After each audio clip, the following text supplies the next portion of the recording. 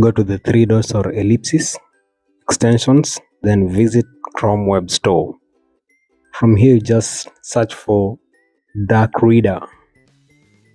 Select the extension, then add to Chrome. This is the Dark Reader extension. Add to Chrome. Add extension. Then you can just pin it by selecting here. Then you just pin it to the Chrome dashboard.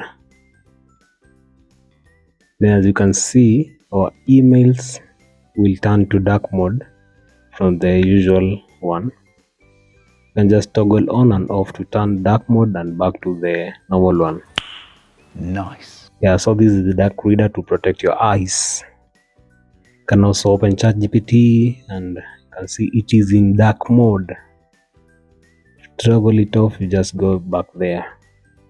You can see our emails are now in dark mode, and you can turn off or on. That's how you get your dark mode.